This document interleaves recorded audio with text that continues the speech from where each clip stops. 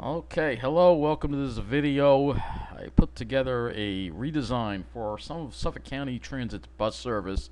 As you know, later today there's going to be the first of two public hearings regarding Suffolk County Transit cuts, as well as other budget cuts to the county budget. Now, as you know, this is the list of routes that are being eliminated here, and there are 1, 2, 3, 4, 5, 6, 7, 8, 9, 10, 11, 12, 13, 14, 15, 16, 17, 18, and 19 routes that would wind up being eliminated here. And a couple of these really should not be eliminated, particularly the S54 and the S62, which carry a decent amount of riders and don't really have alternatives available.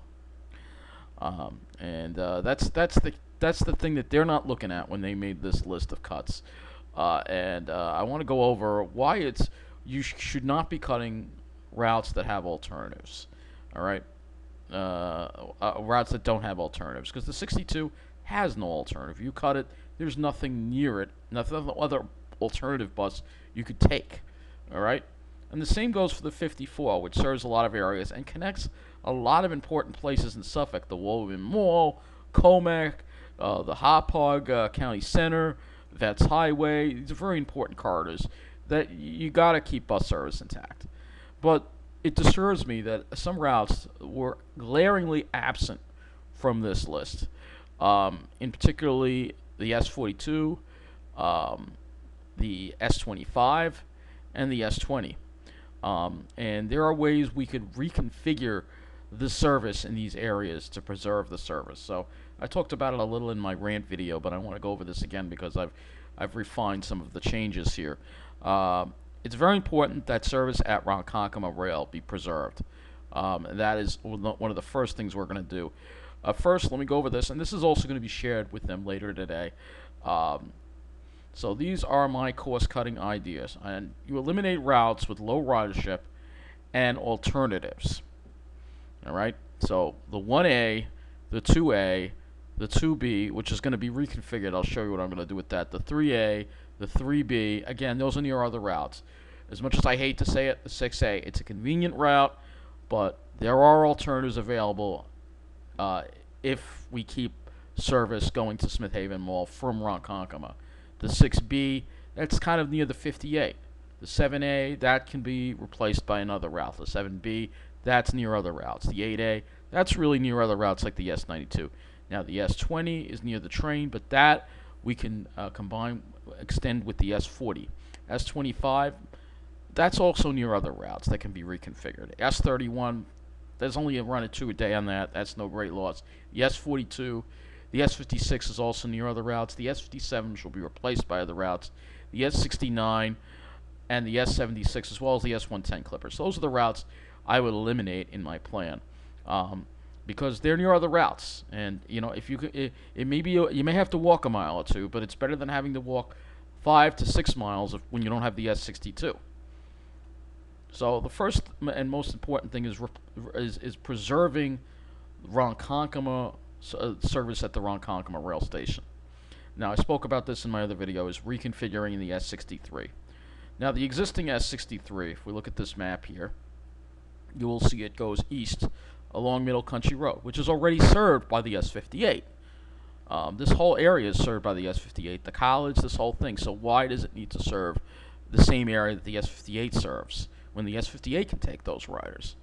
And in the S63, it does go into Farmingville, but this area really is sandwiched in between the 58, serving the college, and the 61. So these people can take those other routes there. So I would eliminate this whole part of the 63 going this way. All right, and instead the 63 would get rerouted to serve the Ronkonkoma rail. So the 63 would wind up replacing the northern part of the 59, which goes down Hawkins Avenue. All right, it would go down Hawkins Avenue, serve the mall, and then follow the old 7A 59 route through Holbrook, but then it would go this way here to serve the immigration office and the IRS, and then go back down Waverly Avenue and resume its regular route. So once it reaches this point, it's going to pretty much be the same route down to Patchogue. All right. The 59, on the other hand, will wind up replacing the 57. So we're going to keep the 59, but only the southern part of it. So you have one route going north out of Ronkonkoma and one route going south out of Ronkonkoma. All right. So the 59 would run from Ronkonkoma Rail. It would serve the airport like the 57, but it would just be streamlined, and then it would go down Lakeland Avenue back to go to Sayville. All right. So that preserves service at Ronkonkoma, and I think it's very important that service at Ronkonkoma be preserved. You've got to have some service out of Ronkonkoma, even if it's only to a couple of routes, one going south, one going north. At least it's something, which is better than nothing. All right. The next area of reconfiguration is Babylon. All right. And the 2B would be renamed to the S30. And this is something Suffolk County talked about, but they didn't do, and that they need to follow through with, because they could carry a lot more passengers if they did this. It would be serve Farmingdale College, then it would go down to Farmingdale. I know it's in Nassau County, but it would serve the Farmingdale Rail Station, and then go down eastbound 110, and then follow the old N72 route to go to Babylon. All right, so it would be renamed to the S30, and it would follow this new route. All right, the reason why is because the existing 2B is served by alternate routes in the area. If you look at the current 2B route here, you could see that this whole area here, not that far from the S1. All right, you have the N70. This whole area here, once you head this far east, now you're close to Wyandanch. And again, I would keep the S23. I reconfigure the S23 too. And it's all served. All these areas are served by other routes, and the routes can be changed to alter that. And that's where my next change takes place, is rerouting the S23.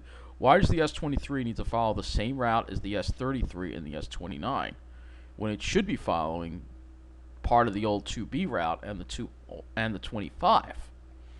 All right, so that's the next change that we do here, is that we take the S23 and we send it down the old 2B route past Belmont Lake, but then it makes a right on Woods Road and then follows the old part of the S25 route going to Babylon. And it's streamlined. It will just go straight down to Babylon. There's no need to loop at this Great South Bay Shopping Center, because that'll be the next change that we would make, would be the S40 gets extended to Sunrise Mall to replace the S20. I know the S20 is a loop. If you look at the S20 on here, part of it goes, and this is also very confusing, part of it goes along East John Street and goes along Oak Street. Again, you don't need a bus in this area. You have the train station. You also have the S33 that's not far away. You can walk. Yes, it's going to be inconvenient getting rid of it, but we have to streamline the service and make the most of the service we have, so the most areas and the most riders can be served, and that's very important. And so that is the Babylon reconfiguration. In this scenario, the 1A, the S20, and the S25 would be eliminated and replaced by reconfiguring these other routes. All right.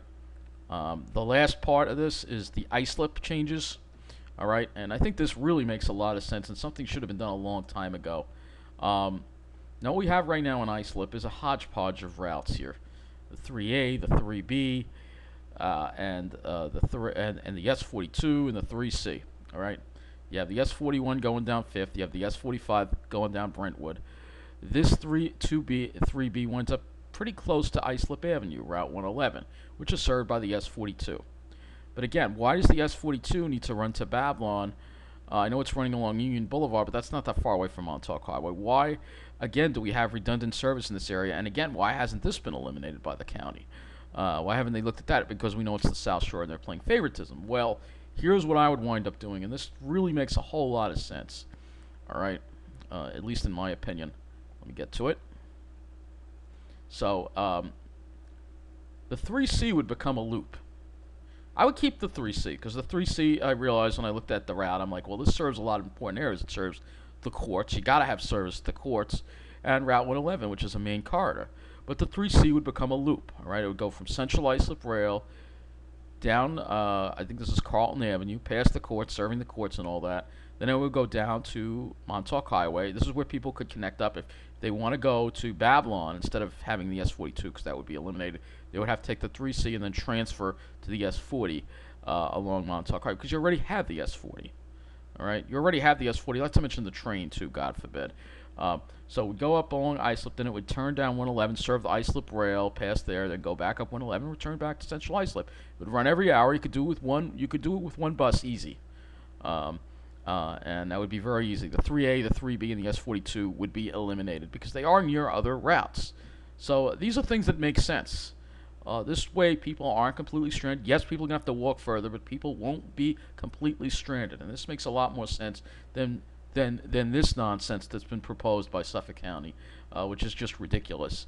So I am going to present some of these ideas at them. I mean, I have a speech, but I'm going to have to send these image files. Hopefully there's a way to send it through Zoom to them so they can see that because and then of course the worst part is they could also make changes to the Suffolk County accessible transportation service, which they shouldn't do. That should be left alone because disabled people need their buses. But these cuts would these changes I make would probably save a similar amount of money. But you have to, look at, serving the most riders, and Spallone opened his mouth and said, "Oh, we want to harm the least amount of riders," but you're harming way more riders than have to be harmed. If you follow the changes that I've suggested, you should eliminate duplicate service. There's plenty of duplicative service that could be removed, and the network must be preserved. That's the way I think, anyway. So thank you for watching this video, and take care.